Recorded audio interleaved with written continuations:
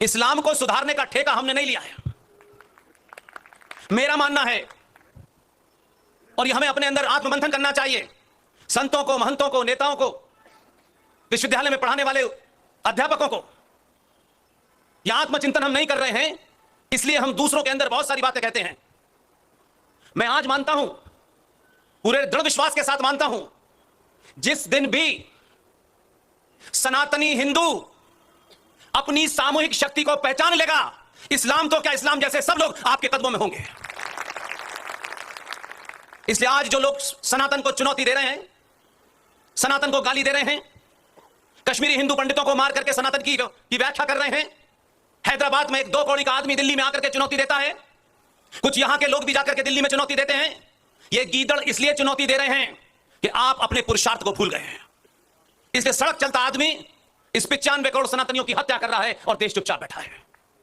मैं आज भी मानता हूं इस बात के लिए कोई दूसरा जिम्मेदार नहीं है। हम सब पे उंगली उठा सकते हैं। जिस दिन सनातनी अपनी तरफ उंगली उठाएगा, दुनिया सुधर जाएगी। लोग बहुत सारी बातें कहते हैं, राजनीति का व्याख्या करते हैं, मूल्यांकन करते हैं। जो समाज अपने अंदर झांकना बंद कर देता है, वो समाज जीवित नहीं रहता। और यह काम हमने बहुत पहले से बंद कर दिया है। हमने ठेका दे दिया है लोगों को। लो, हमने तुम्हें एमएलए बना दिया, तुमको एमपी बना दिया, हमने तुम्हें ठेका दे दिया है। अब तुम महबूबा की जूतियां उठाओ, उसके स्कूटर के पीछे पीछे भागो। वो कैबिनेट की मीटिंग का फैसला अपने कमरे में लिखती है और नेताओं को पकड़ा देती है, इस पे साइन करो। आपका उप मुख्यमंत्री उस पे साइन कर देता है। अपने बीच में से दलालों को पहचानिए। आपके बीच में बड़े बहादुर हैं। अगर अंकुर ने यह बेड़ा उठाया है कि जब तक शुद्ध सनातनी कश्मीर की विधानसभा में नहीं पहुंचेंगे, ये दलाल बिकाऊ आपका सौदा करते रहेंगे। जो जिसका काम है उसको वो काम करने दें।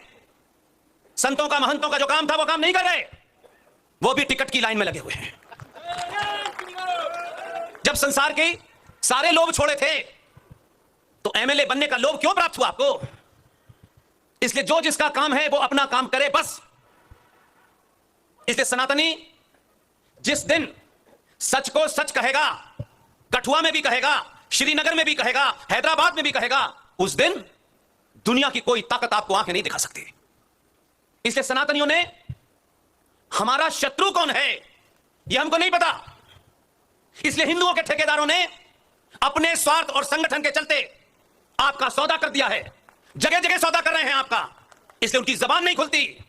जब नुपुर शर्मा को उदयपुर से चुनौती मिलती है और भारत की राजधानी में पागल इस्लामिक जिहादियों की भीड़ यह ऐलान करती है कि नुपुर शर्मा, तुम कहीं भी हो, तुम्हारा तन सर से जुदा कर देंगे, एक शब्द नहीं निकला आज तक।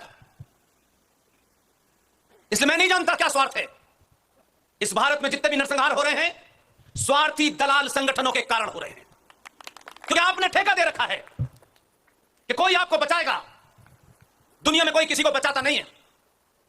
यह अपने अंदर की शक्ति पहचानिए और उन योद्धाओं को याद कीजिए कि जो आज की चुनौती है उससे ज्यादा चुनौतियां थी, 100 गुना चुनौतियां थी। तब भी उन्होंने अपने बीच से बहादुरों को चुना। और आप वोट देते वक्त जिसकी तरफ इशारा कल नारे सिंह साहब ने करा, जो हम अंदर जानते हैं, जो हमारे अंदर मूल में है, जो हमारे डीएनए में बस गया है। कभी अंग्रेज आए उन्होंने करा, कभी जिहादी आए उन्होंने करा, कभी पुर्तगालीज आए उन्होंने करा। हम सबको गाली दे सकते हैं, सबके बारे में बुलावा कर सकते हैं, लेकिन अपनी अंतरात्मा में झांकना नहीं चाहते। सबसे ज्यादा सनातन का नुकसान इस तथाकथित हिंदू संगठन और अलग अलग वस्त्रों में भेड़िए घूम रहे हैं, हिंदू बने उन्होंने कहा है। बार बार कुछ शब्दों का प्रयोग हमारे यहां किया जाता है। हम जाने अनजाने में नहीं करते, हम बहुत मक्कार और स्वार्थी हैं, इसलिए करते हैं। क्योंकि जब हम सच बोलेंगे तो हमको अपनी भूमिका तय करनी पड़ेगी। इसलिए झूठ बोलो, झूठ का प्रचार करो, और अगर कोई सच बोल भी रहा है तो उसे सारी शक्ति लगा करके झूठा साबित करो। यह हमने झूठ बोला, हमारे उन विद्वानों ने झूठ बोला। सारे धर्म बराबर हैं, रोज बोलते हैं। पॉलिटिकल लोग लोकतंत्र में खासतौर से सबसे बड़े झूठे होते हैं, क्योंकि लोकतंत्र और डेमोक्रेसी की मजबूरी होती है कि उसे वोट पंचर वाले का भी चाहिए और एपीजे अब्दुल कलाम का भी चाहिए। इसलिए वो कुछ बातें कह के एपीजे अब्दुल कलाम को खुश कर सकता है और कुछ बातें उन्हें पंचर वाले के लिए भी करनी है। लोकतंत्र में नेताओं को झूठ बोलने का अधिकार है, लेकिन नेताओं से मेरी कोई शिकायत नहीं है क्योंकि वो उनकी मजबूरी है।